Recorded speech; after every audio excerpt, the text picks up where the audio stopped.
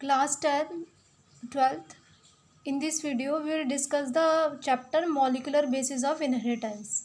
Okay. So in this chapter, we will going to read the following topics. Okay.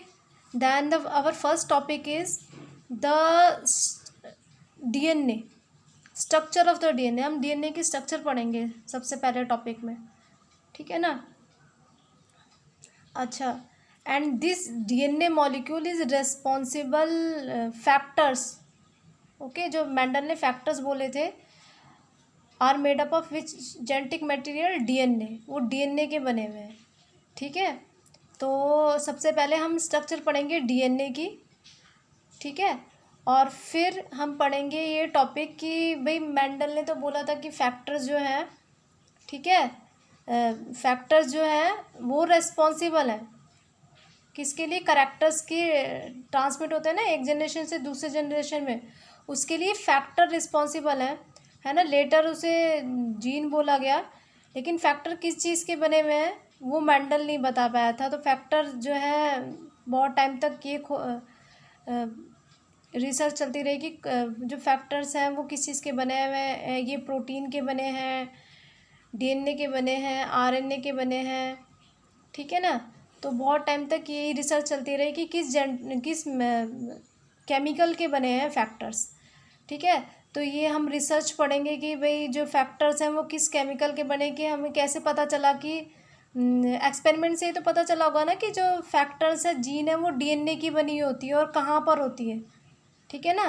तो हम पढ़ेंगे 2 experiment पढ़ेंगे. The search for the genetic material okay is responsible for the transmission of characters from one generation to next. Okay. हम पढ़ेंगे फिर RNA world. बहुत सारे viruses में आरएनए जेनेटिक मटेरियल है. ठीक है ना. तो सबसे पहले आरएनए बना या डीएनए बना, ये इस पर डिबेट चलती रहती है. ठीक है. तो हम देखेंगे कि जो आरएनए है वो बहुत सारे फंक्शन कर सकता है. ठीक है. आरएनए जेनेटिक मटेरियल की तरह फंक्शन करता है. आरएनए डीएनए से इंफॉर्मेशन ले जाता है कहाँ तक, राइबोसोम तक, और राइबोसोम प्रोटीन बनाते हैं फिर. ठीक है. और प्रोटीन की वजह से ही करैक्टर होते हैं. जैसी प्रोटीन होगी वैसे ही करैक्टर्स बनेंगे. ठीक है. तो आरएनए वर्ल्ड. ओके.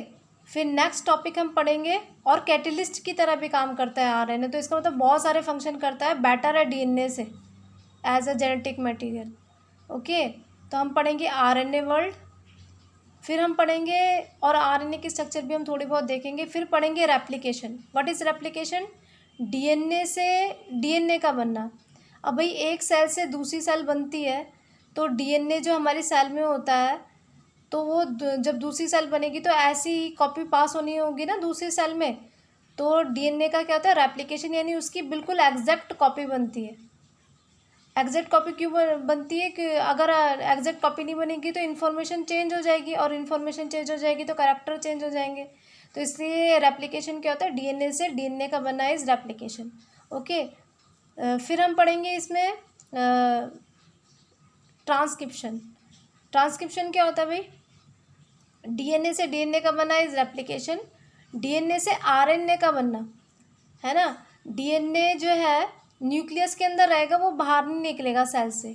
ठीक है.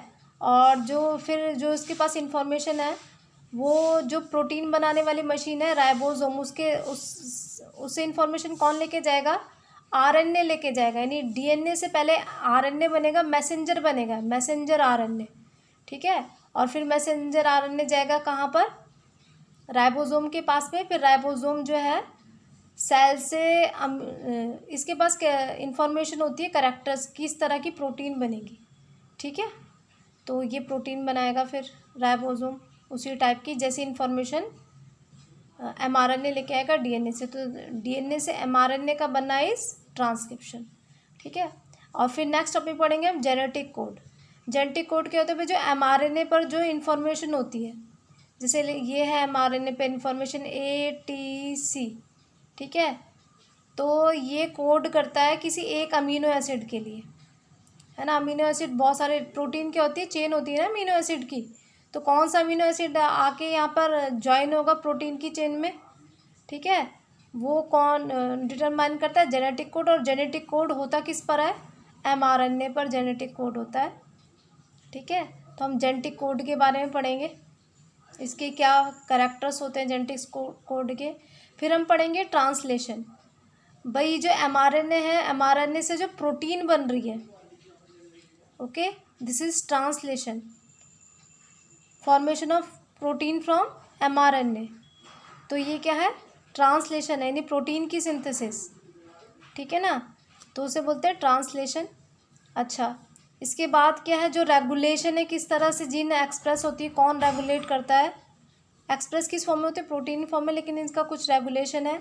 ये पढ़ना नहीं है, इसे सिर्फ याद करना है। ठीक है, जो मैंने आपको नोट्स दे रखे हैं, ह्यूमन जीनोम प्रोजेक्ट भी आपको याद करना है और डीएनए फिंगरप्रिंटिंग भी आपको याद करनी है। ठीक है, मैं ये सिर्फ ये वाला टॉपिक पढ़ाऊँगी, डीएनए की स्ट्रक्चर और ये वगैरह। ठीक है, तो अभी इस वीडियो में इतना ही। नेक्स्ट वीडियो में हम डीएनए की स्ट्रक्चर पढ़ेंगे।